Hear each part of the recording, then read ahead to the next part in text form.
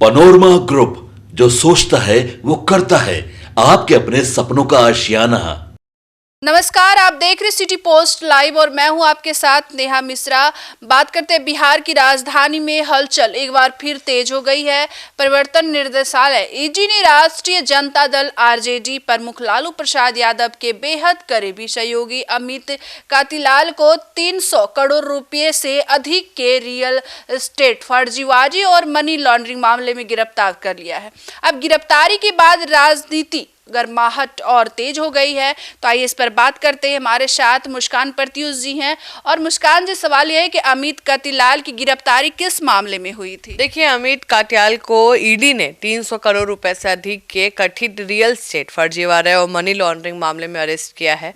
आरोप है कि गुरुग्राम सेक्टर 70 स्थित क्रिस फ्लोरेंस एस्टेट जो प्रोजेक्ट है, एक बड़े स्तर पर फर्जी बुकिंग हुआ, अवैध वसूली हुई और फंड डाइवर्जन किया गया। इसके अलावा आरोप है कि डीसीटीपी लाइसेंस मिलने से पहले ही खरीदारों से करोड़ों रुपए वसूल लिए गए। तो मुस्कान जी, मामला ईडी तक कैसे पहुंच गया? देखिए, पहले ये मामला दिल्ली पुलिस की आर्थिक अपराध इकाई जो होता है ईडब्ल्यूओ ने दर्ज किया था।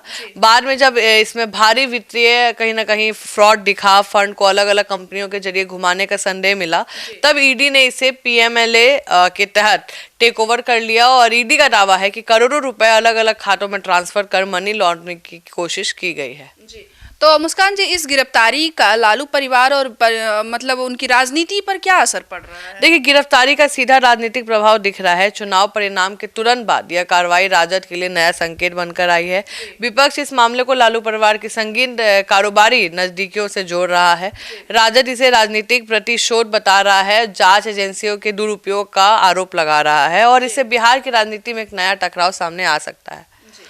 तो मुस्कान जी, अब ईडी अब आगे क्या कदम उठा सकती है? देखिए, ईडी अब निम्न बिंदुओं पे गहराई से जांच करेगी। 300 करोड़ रुपए किस किस कंपनी और व्यक्ति तक पहुंचे हैं, प्रोजेक्ट में फर्जी बुकिंग, एडवांस वसूली में कौन कौन शामिल था, क्या इस रकम का इस्तेमाल किसी राजनीतिक या बड़े कारोबारी नेटवर्क से हुआ है। सूत्र बता रहे हैं कि ईडी जल्दी अन्य जुड़े लोगों को समन भेज सकती है और रेड की संभावना भी जताई जा रही है। अब प्रोजेक्ट में कथित तौर पर क्या क्या गड़बड़ियां पाई गई है? देखिए, अगर हम क्रिस फ्लोरेंस स्टेट प्रोजेक्ट की बात करें तो जांच में सामने आया है कि गुरुग्राम सेक्टर ये 70 में आता है और प्रोजेक्ट में कई गंभीर इलीगल काम देखा गया है कि प्रोजेक्ट को सरकारी कर्मचारियों के लिए बताकर फर्जी बुकिंग की गई है। हरियाणा डीटीसीपी में लाइसेंस मिलने से पहले ही खरीदारों से करोड़ रुपए वसूल लिए गए।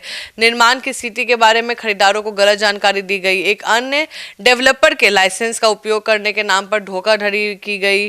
प्रोजेक्ट आगे बढ़ा ही नहीं और निवेशक को ना तो फ्लैट मिला और ना ही उनकी रकम वापस। यही कारण है कि ईडी ने इसे बड़े पैमाने पर आर्थिक अपराध और मनी लॉन्ड्रिंग का मामला माना है।